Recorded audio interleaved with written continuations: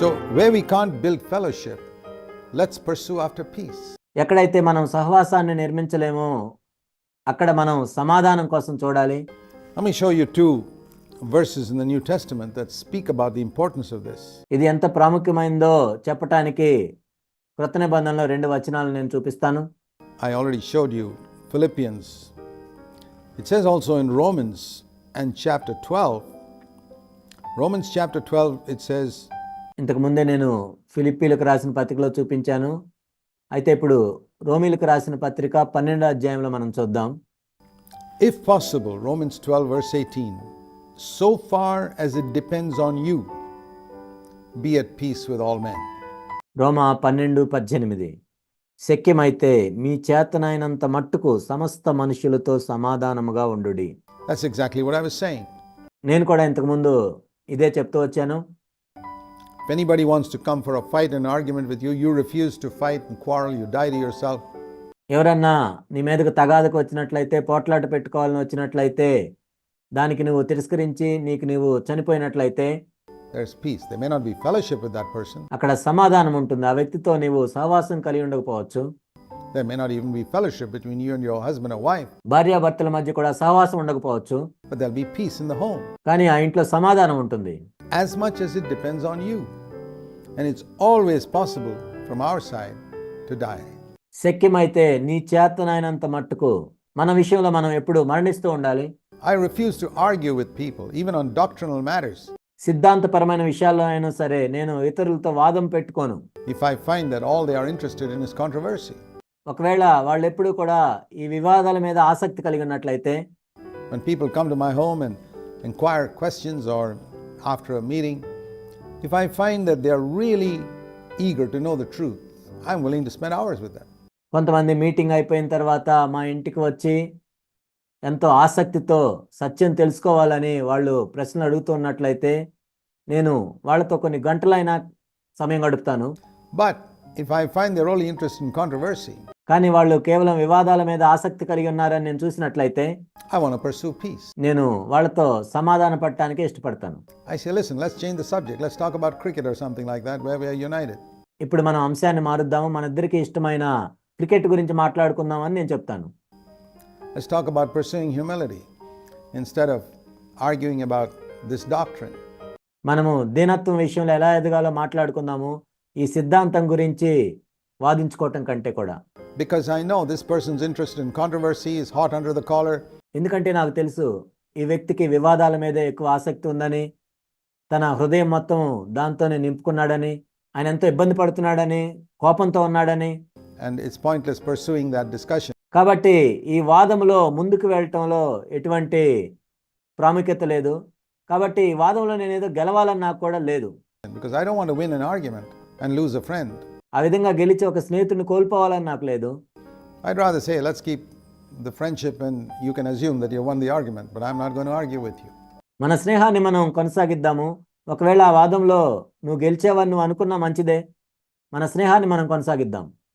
If we are willing to die to ourselves and our reputation and all that, it's easy to pursue peace in every situation. మన స్వయం విషయంలో మనం చనిపోయి, మన పేరు ప్రఖ్యాతుల విషయంలో మనం చనిపోవటానికి సిద్ధంగా ఉన్నట్లయితే ఇతరులతో సమాధాన పడటం అనేది ఎంతో సులభంగా ఉంటుంది.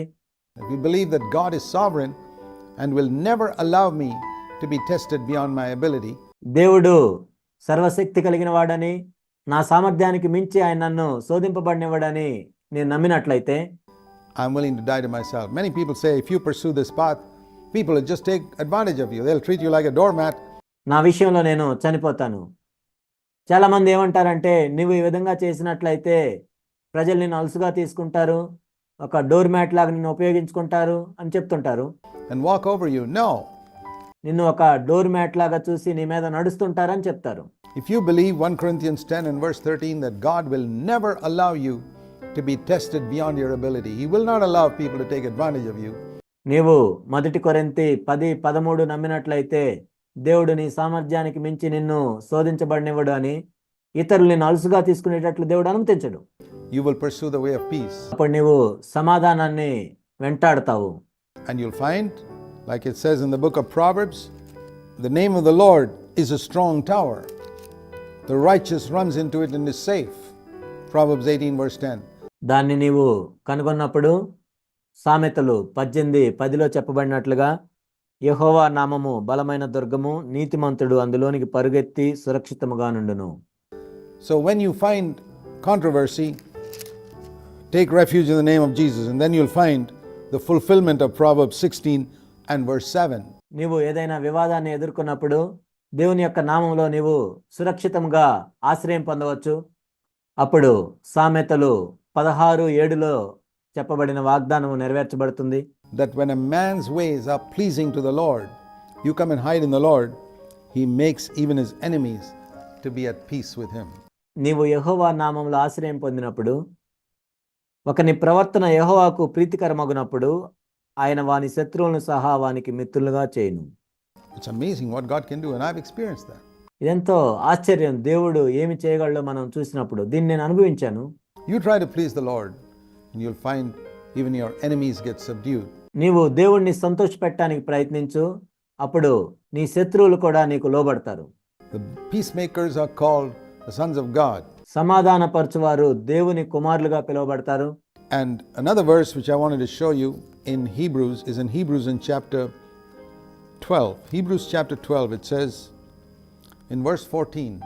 నేను మరొక వచనం మీకు చూపిస్తాను. హెబ్రీయులకు రాసిన పత్రిక 12:14. Pursue peace with all men. అందరితో సమాధానమును కలిగి ఉండుటకు ప్రయత్నించుడి. Not only with believers, with every human being, with your difficult neighbor. కేవలం విశ్వాసులతో మాత్రమే కాదు, మనుషులందరితో, కష్టమైన నీ పొరుగువానితో, with your difficult mother-in-law, కష్టంగా ఉన్న నీ అత్తతో, relatives, బంధువులతో, your brother-in-law who cheated you of the property, నీ ఆస్తిలో నిన్ను మోసం చేసిన నీ బంధువులతో, or your family members who cheated you and took advantage of you. నిన్ను అలసుగా తీసుకొని నిన్ను మోసం చేసిన నీ కుటుంబ సభ్యులతో Pursue peace with them. వారితో సమాధానం కలిగి ఉండటానికి ప్రయత్నించు. God will make sure that you get what you should get. నీకు ఏదైతే రావాలో అది నీకు వచ్చేటట్లు దేవుడు సహాయం చేస్తాడు. You don't have to fight for it. దాని గురించి నువ్వు పోరాటం చేయాల్సిన అవసరం లేదు. Pursue peace with all men, without which no one will see the Lord. Now this is an amazing verse. అందరితో సమాధానమును పరిశుద్ధతయు కలిగి ఉంటకు ప్రయత్నించడి. పరిశుద్ధత లేకుండా ఎవడును ప్రభువును చూడడు. It's not enough to pursue sanctification. I must also pursue peace with all men. Many people are pursuing sanctification. అనేక మంది వారి వ్యక్తిగత జీవితంలో ప్రభువుతో పరిశుద్ధత కలిగి ఉండటానికి ప్రయత్నిస్తూ ఉన్నారు in their personal life with the Lord, but they're not pursuing peace with all men. కానీ మనుషులందరితో సమాధానంగా ఉండటానికి వాళ్ళు ప్రయత్నం చేయటం లేదు. But here it says, I need to pursue peace with all men and sanctification, అందరితో నేను సమాధానంగా ఉండటానికి కూడా ప్రయత్నించాలి. without which I will not see the Lord. కానీ ఇక్కడ ఏం చెప్పబడిందంటే అందరితో సమాధానమును పరిశుద్ధతయు కలిగి ఉండటానికి ప్రయత్నించాలి. అది లేకుండా ప్రభువుని చూడలేము. So blessed are the peacemakers, for they shall be called the sons of God. కాబట్టి సమాధానపరచువారు ధన్యులు, వారు దేవుని కుమారులు అనబడుదురు. That's different from children of God. Children of God are babies. దేవుని పిల్లలకు ఇది వేరుగా ఉంది. దేవుని పిల్లలు అంటే చిన్న పిల్లలని. A son is a mature person who knows how to die to self. ఒక కుమారుడు అంటే పరిణితి చెందిన వ్యక్తి, తన స్వయానికి ఎలా చనిపోవాలో తెలిసిన వ్యక్తి, and walk in the footsteps of Jesus. యేసు క్రీస్తు ప్రభు యొక్క అడుగుజాడల్లో నడవటం తెలిసిన వ్యక్తి. So ask yourself whether you deserve the title Son of God, Daughter of God. కాబట్టి నిన్ను నీవు ఈ విధంగా ప్రశ్నించుకో, నీవు దేవుని కుమారునిగా కుమార్తెగా పిలువబడటానికి నీకు అర్హత ఉందా? It's very easy to find out. Are you a peacemaker? దీన్ని తెలుసుకోవటం ఎంతో సులభం. నీవు సమాధాన పరిచేవానిగా ఉన్నావా? Are you a peacemaker at home? ఇంట్లో నీవు సమాధాన పరిచేవానిగా ఉన్నావా? Are you a peacemaker in the church or a troublemaker? నీవు సంఘంలో సమాధాన పరిచేవానిగా ఉన్నావా? తగాదులు పెట్టేవాడిగా ఉన్నావా? Are you a peacemaker with your neighbors? నీ పొరుగు వాళ్ళతో సమాధాన పరిచేవాడిగానే ఉన్నావా? Are you the type of person who kicks up a quarrel wherever you go? లేక నువ్వు ఎక్కడికి వెళ్తే అక్కడ తగాదులు పెట్టేవాడిగా ఉన్నావా? Well, you don't deserve the title Son of God. That's more like son of the devil. నీవు అలా ఉన్నట్లయితే దేవుని కుమారునిగా పిలువబడటానికి నీకు అర్హత లేదు, కానీ సైతాను కుమారునిగా నువ్వు పిలువబడటానికి అర్హత ఉంది. So let's be careful. కాబట్టి మనం జాగ్రత్తగా ఉందాం.